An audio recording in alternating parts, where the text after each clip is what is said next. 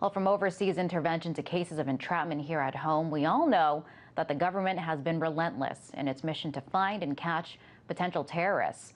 One tactic the Federal Bureau of Investigation uses is hiring informants to infiltrate communities where suspects live and catch them in the act, or at least talk about possibly committing an action in the future. The problem with this approach, critics say, is that the criminal activity would never have taken place if it weren't for the FBI informants egging them on. Some examples. Mohammed Mahmoud was arrested in November 2010 after he attempted to detonate a bomb at the Portland Christmas tree lighting ceremony. This next gentleman was detained on October 17th, 2012 for attempting to use car bombs to blow up the New York Federal Reserve building. And then there's the Cleveland Five. They were arrested on April 31st, 2012 after they attempted to blow up Ohio 82 bridge over the Cuyahoga Valley National Park.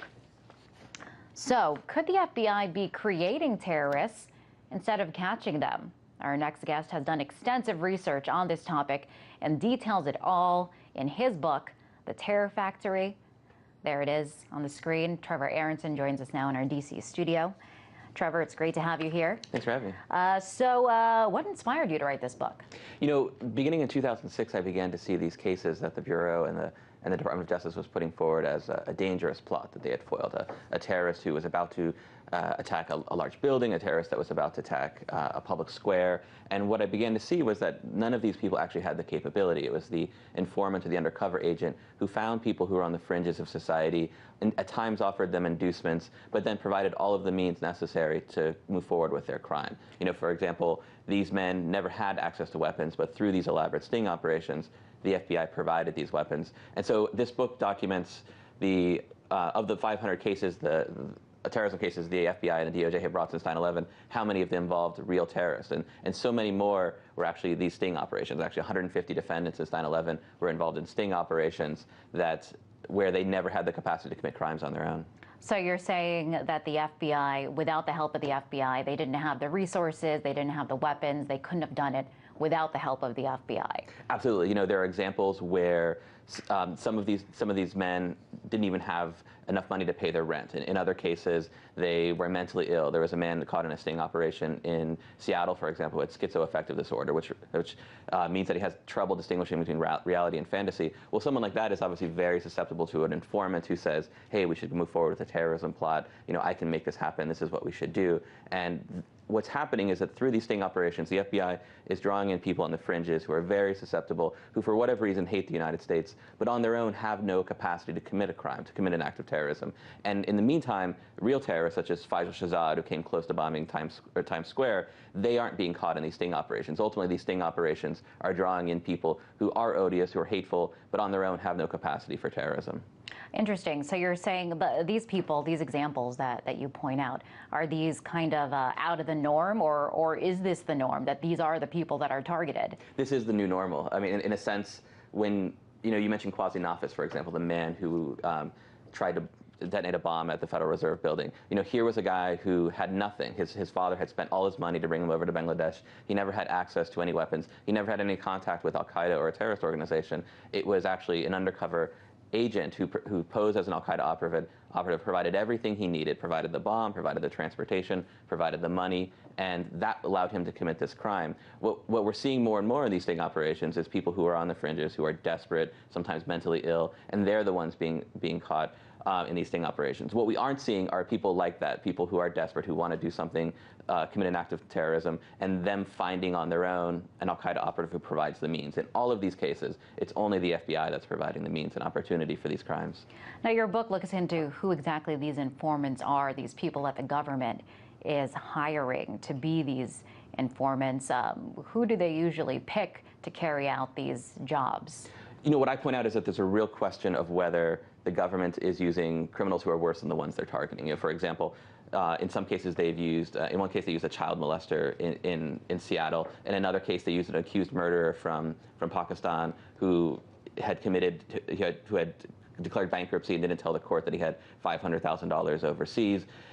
In many cases, they've used drug dealers, they've used people with criminal records who ultimately target people who do not have criminal records, but who say they want to commit an act of terrorism. And these informants, who at times have a financial incentive, informants can make $100,000 or more in a terrorism case. They have a financial incentive to find someone to commit a crime, and ultimately that's what they're able to do.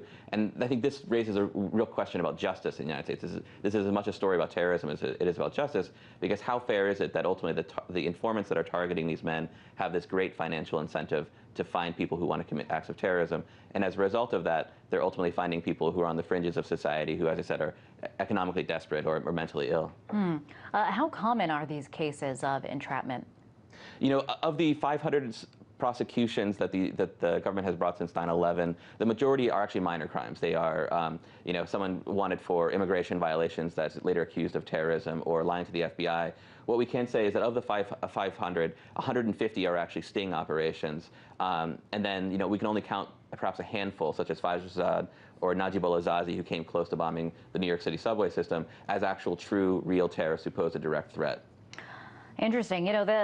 These examples, they're part of this terrorism prevention program, as it's called. If these people pose serious threats, is the government justified in carrying out these missions to stop them before they carry out an attack? I know you had mentioned a lot of them are not, but in some cases, is it justified?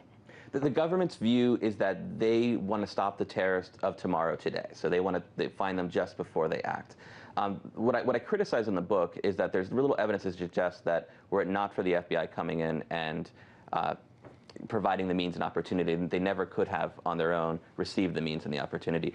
For example, there have been more people killed since 9/11 by lone gunmen than there have been by so-called lone wolf terrorists with al-Qaeda sympathies. And so what that suggests is that they're actually, to commit a horrific act of terrorism in the United States isn't difficult. It doesn't require a large amount of means. But we're not seeing terrorists with al-Qaeda sympathies commit these crimes. Instead, it's lone gunmen, for example. So that either suggests that the FBI is perfect in its mission in pulling off terrorists of tomorrow today, or that the threat that they pose is not what the government has portrayed that to be. Interesting. Your book has sparked a good deal of controversy. Those that really commend you for your research and what you've revealed. Others really do defend these FBI sting operations. Why do you think it's so divisive? I think that what this has brought forward is a divide within the FBI. There is a lot of disagreement within the Bureau about whether these programs are the most effective, whether the efficacy of these programs is worth the effort and the expense involved. Critics of these programs criticize them for the same reasons I do, that there's a question of whether these people would have committed acts of terrorism on their own, whether the FBI, through these elaborate sting operations, is ultimately getting them involved in crimes that on their own they never would have had any opportunity to get involved with. That said, the people who defend this policy, they believe that this is a way of getting terrorists off the street now. Where I criticize that argument is that ultimately they ultimately cite as in the defense of this program, real terrorists, Faizulzad, Najibullah Zazi, and none of these men were actually caught in sting operations. None of the real terrorists that pose threats were ever aware of by the FBI through sting operations. Ultimately, the sting operations aren't catching people who likely would have committed an act of terrorism tomorrow. Now, why do you think the government has resorted to using this tactic and using it more often? I think this is a bureaucratic problem. Every year, Congress gets $3 billion to fight counterterrorism. It can't go. FBI gets $3 billion from Congress to fight counterterrorism, and the FBI can't spend $3 billion and go back to Congress and say, hey, we spent all your money and we didn't find any terrorists. These sting operations provide a very convenient mechanism for the FBI to show the Congress and the public, hey, we're keeping you safe. Here's a terrorist attack that was thwarted. If you look at FBI Director Robert Mueller's testimony before Congress the last few years, he consistently cites these terrorism sting operations. He talks about the elaborate scope of the plots, how horrific they would have been, but he never fully discloses to Congress the fact that these people never, on their own, never would have had the capacity. It was an FBI informant incentivized by money who ultimately provided the means and the opportunity for these crimes. Very interesting, Trevor. Great to have you on and shed some light on this issue. That was Trevor Aaronson, author of The Terror Factory.